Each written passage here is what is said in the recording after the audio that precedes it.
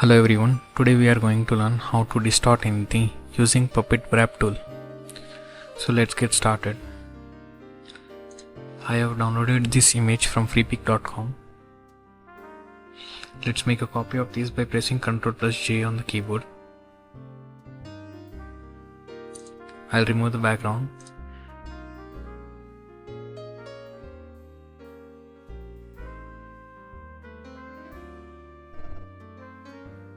As you can see, our background is separately here.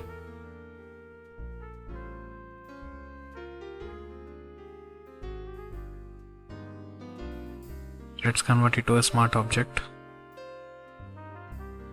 Go to Edit, Puppet Wrap, and mark few points.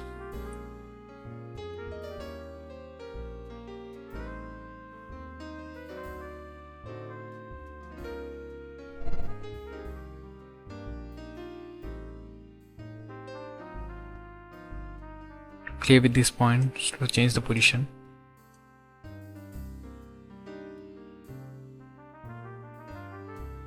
If you want to delete any point, then just right click and click on delete pin.